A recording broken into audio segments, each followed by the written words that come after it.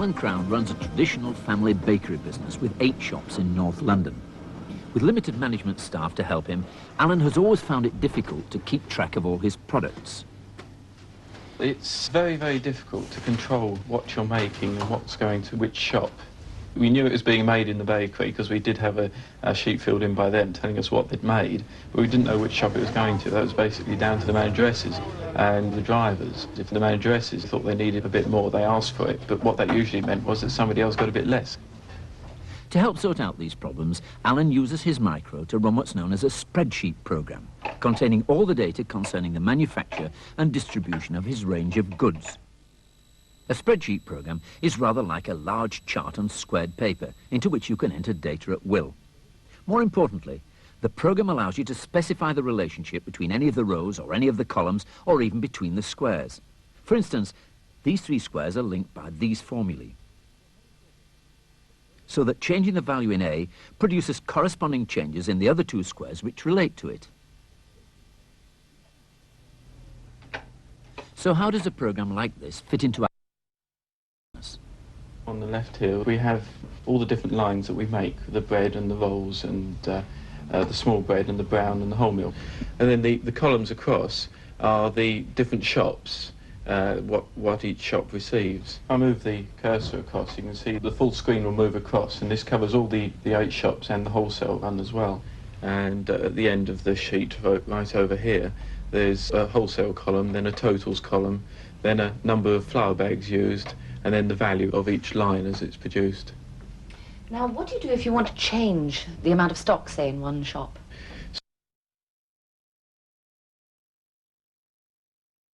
Order. I just move the cursor over, type in 100, and then by pressing one other button, that number of flour bags used increasing and the value of the sheet increasing as well. The printer produces what I have in the computer as hard copy for the bakehouse, and they use that for the daily production, all the numbers of different lines and the actual numbers of bags of flour that we need for the day. This really takes away quite a lot of the guesswork from the bakery. By reducing the element of guesswork, Alan has also been able to increase his production. He can now run the risk of introducing new lines to his shops, knowing he can adjust his production according to how well an item is doing.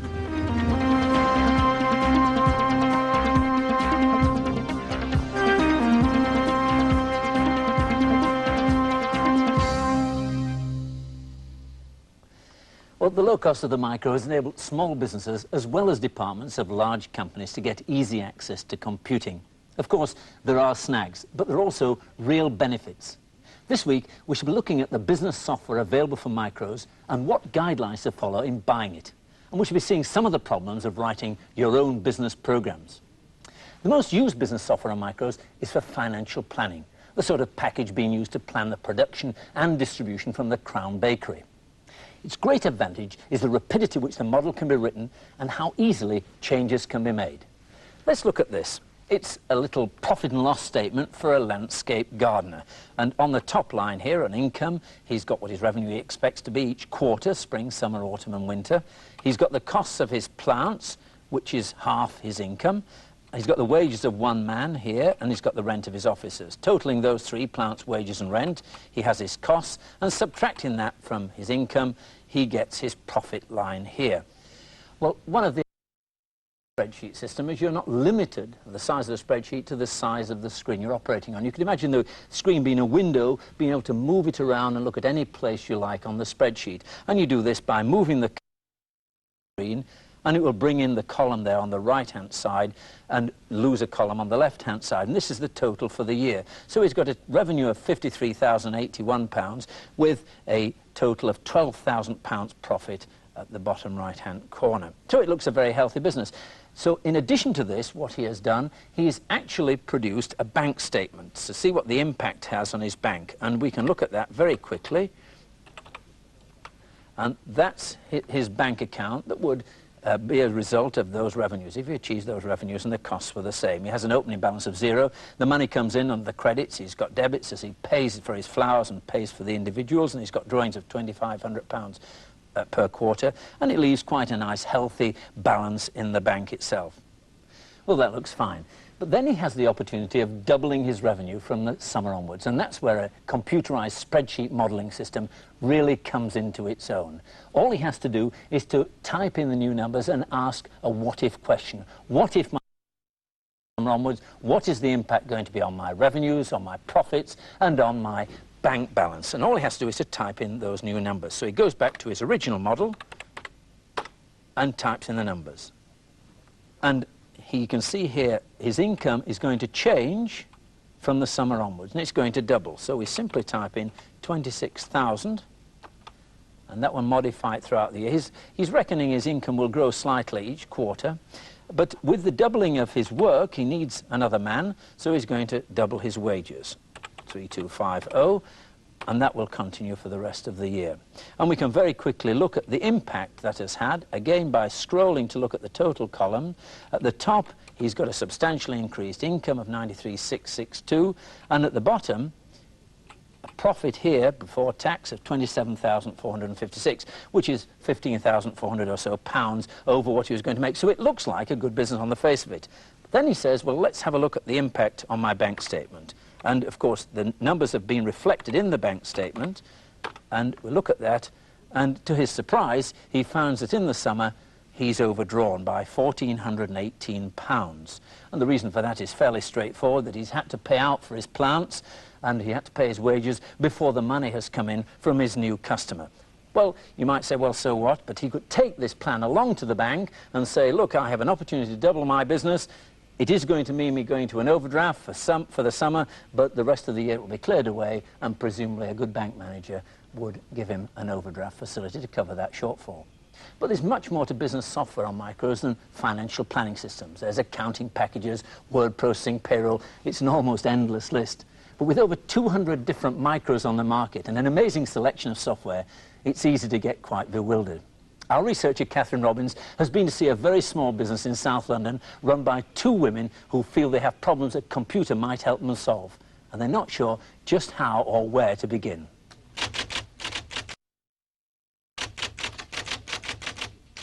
Two years ago, Hazel Radcliffe gave up her job as a teacher and set up work in an upstairs room at home. She and her friend, Christine Wartham, had been teachers of machine knitting and had soon realized how many people needed extra tuition in this area. So they got together to write a collection of notes and leaflets, which soon turned into a full-colour magazine, Knitting Machine Digest. Fine, thank you.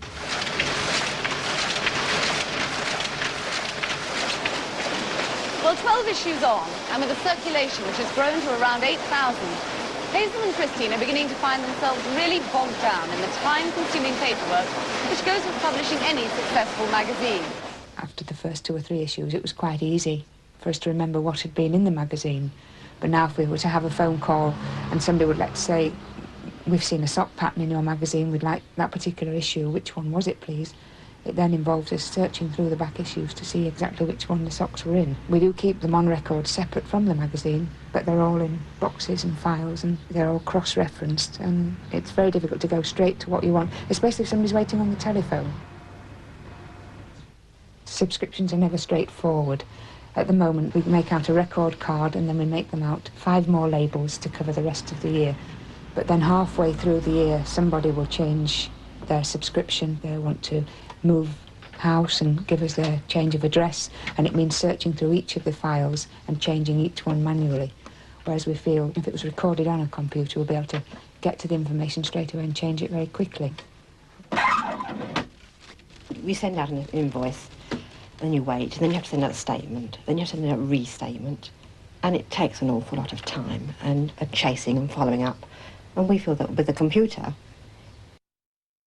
quicker, B, it would be much safer because we'd know exactly where we were.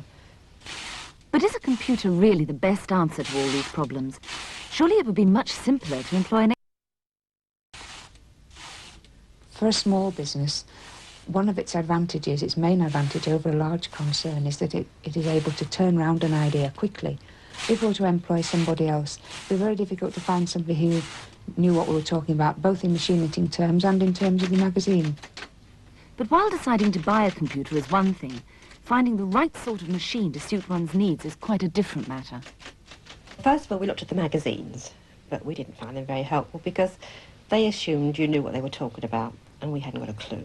We feel we might have made a mistake in talking to sort of friends about computers, because one person who uses one particular type of computer obviously thinks that's great, but if there was somewhere where you could tell them exactly what you needed and then they could assure you that not only suited you now, but would suit you as the business grew, because hopefully this business is going to grow and grow, and if it grows at the rate that it has done over the last 2 years, then we don't want to buy a computer that in a couple of years' time. Well, that's an example of a very small business in a fairly common situation. They've identified problem areas in their business, in their case subscriptions, accounting, and some sort of information retrieval. Well, with me today is Colin Harris of the NCC Microsystems Centre in London, whose job it is to give advice to businesses about micros and their software. Colin, what advice would you give in this case? Well, before I give any advice at all, I'd like to clear up 3 specific items. First of all, I'd like to make certain that I understood fully what was being asked. Secondly, I'd like to be clear in my own mind that the problem could and should be handled by a microcomputer. And thirdly, I'd like to make certain that in my mind again, it was economically viable. Now, in this particular instance, I would regard using a proprietary information retrieval system as being a very good answer. This would cope quite adequately with 3 of the major things that they've mentioned. First of all, there's the subscription accounting and the ability to transfer a mailing list onto a machine and produce labels automatically. Secondly, there were the questions that they were being asked about what patterns were in what particular issues. And thirdly, the advice they were asked to give as to whether a training centre or club was available in certain areas. I believe that this particular type of situation lends itself very much to a package of that type. And using a package, you'd be able to get it up that much more quickly than writing it with an ordinary program. Certainly, and in fact we did just that in the Microsystems Centre, and if we look at the screen here, we'll see an example of what we did. We tested out the subscription situation, and in the top left-hand corner here, of the name and address of a particular subscriber. If we move down to the bottom on the left, we can see elements there of when they joined, what the subscription amount is, and whether or not it's been paid recently. The top right, we have details here of the machines that are owned by this particular subscriber. And finally, on the bottom right, we have the most important things of all as far as we're concerned, which are the details of what club night is being run, when the time of a particular training session is being achieved. We took perhaps 2.5 hours, that's all, to set up within the particular package that we're talking about the details of this particular requirement. And how long would it have taken you if you'd have written it in, say, BASIC or some language like that? Well, that's very difficult to assess, of course, but I would imagine that it would be 2, 3, or perhaps even 4 weeks to successfully accomplish what we managed to do in 2.5 hours. And then there's all the problems of updating it and changing it when you're finished. Certainly, and one of the beauties about this particular package, this piece of software, or this program, is that it is very easy for the users to be able to change it. Once they become more familiar with its use, they may decide that they want certain elements changed. It's very simple for them to learn to change it themselves. And what equipment did you recommend? Well, equipment was fairly straightforward and simple to recommend. We decided that they would need a screen with a keyboard naturally. They'd need the computer with 2 disk drives and obviously a printer for producing their subscription lists and also their name and address labels. We felt that that should easily be contained within a figure of £3,000 to £4,000. And was it an economic proposition going to your third area? Was it an economic To my mind, it was an economic proposition, otherwise I wouldn't have carried it forward. But I must leave this decision to the client. This is the decision they have to make, whether in their view, with my advice and with the advantages and disadvantages that I feel the system would provide, they have to decide finally whether it was economically viable for them. It sounds almost miraculous that you're able to do something in 2.5 hours. And that excludes, of course, setting up all their files of their 8,000 subscribers, but do it in 2.5 hours when programming would take 3 weeks. What are the limitations? Well, there are 2 major limitations with this system. First of all of the information with regard to one subscriber, shall we say, has to be contained within the size of one screen. Secondly, the number of subscribers, in this case we only have 8,000, but the number of subscribers would be limited under this system to 65,000. So they've got plenty of room for expansion from 68 to 64. Yes, indeed they have. But disadvantage with this, although it isn't a disadvantage in this case. There are no mathematical capabilities associated with this particular package. We can't add, multiply, divide, etc. This is purely an information retrieval package. Well, thanks a lot, Colin. Well, in this case, a commercial package was used, but there is another way.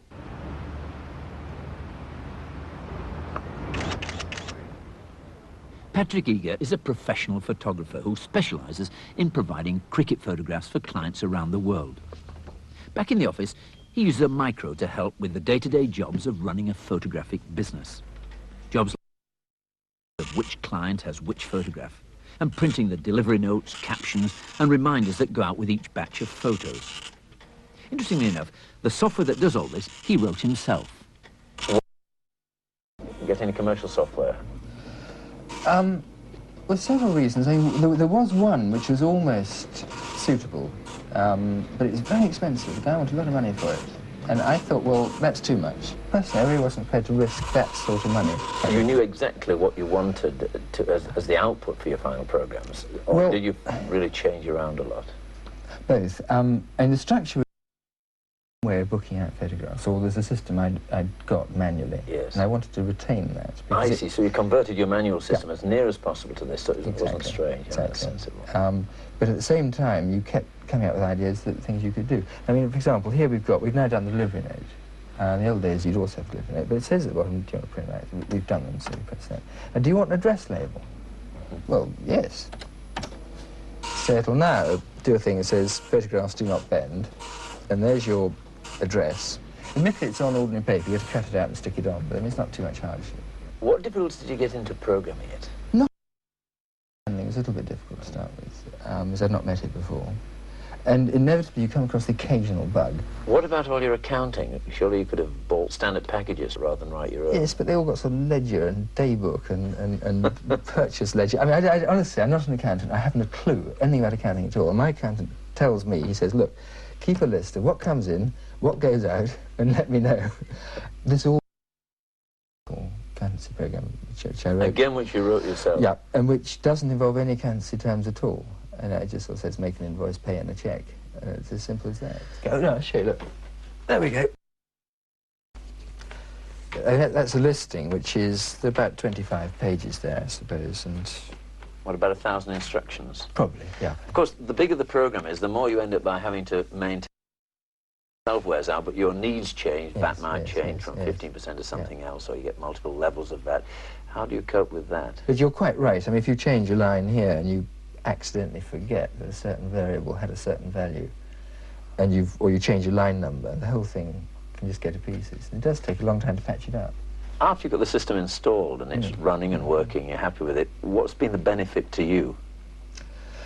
Oh, many, but I mean, I think the biggest thing is that it's given me so much more time to do other things. I mean, the things that matter, like actually getting out to cricket grounds and photographing cricket.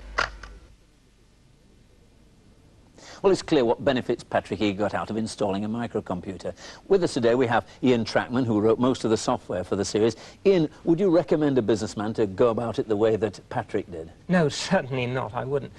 Leaving aside the time it takes to get to that proficiency of programming, to be able to write a commercial program, which must be several months, it still must have taken Patrick weeks to write that program. And then there's all the problems of maintaining it afterwards. Yes, if you were to cost that up in real cost to his business, he must be better off buying a package. Now, a couple of years ago, maybe package, but today, there's no doubt we could have found a package that would have done the job that he wanted virtually to his absolute requirements. And that, of course, is a very important thing. We must say to his credit, he did have a very clear idea of what he wanted the program to do, which is probably the most important thing about putting a business application onto a computer. Well, we seem to be recommending that a businessman should go out and try and find a package to suit what he wants to do.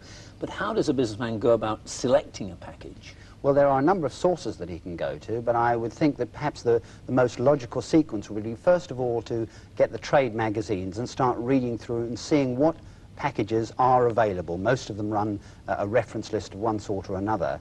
Then from that they would move to the dealers, the people who supply both the hardware and software, and try out one or two of these packages. When they feel reasonably happy with some of them, to ask the dealers to, for a list of those people who are actually using them, not a specific. These are a number of people that are using them. Try them and see what they feel about them. In addition, of course, he could go to an independent consultant who would not only try and select the right package, but also try and clarify the ideas as to what it is he really wants. And he might obtain information from the manufacturer, or if he was in a specialised area, for example, a travel agent or a dentist or so on, to go to his association who could recommend users like that. But there is one thing, Mac, if you don't go to a specialist, you should be warned that there's an awful lot of rubbish around, rubbish software.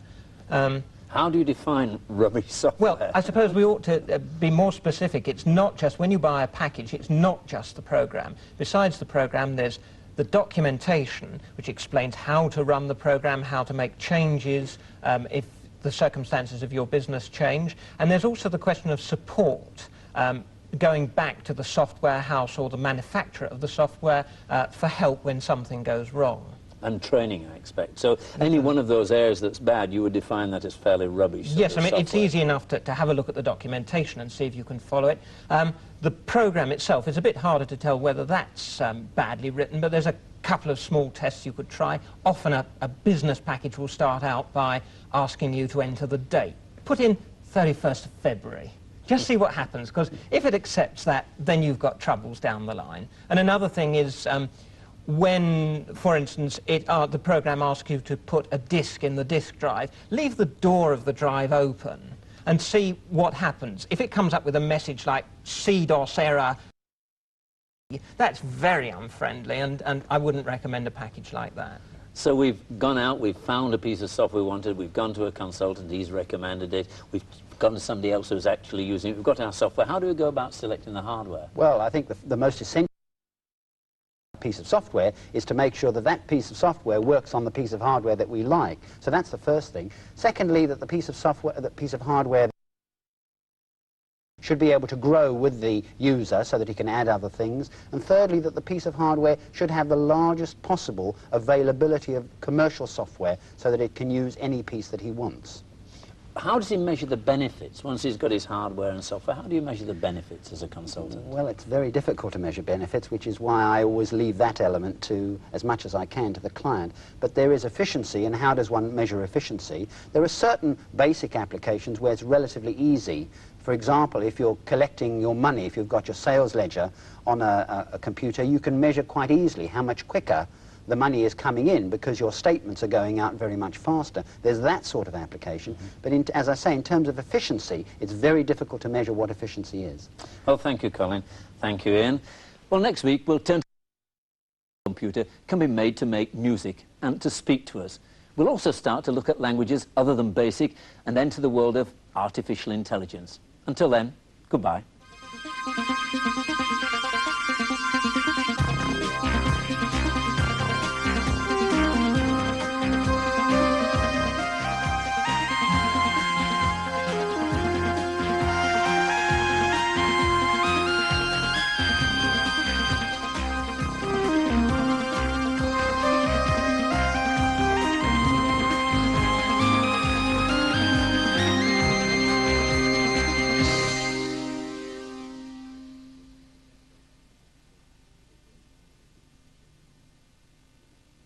To accompany this series, the BBC has produced a book for use with the cassette-based British Broadcasting Corporation Model B microcomputer.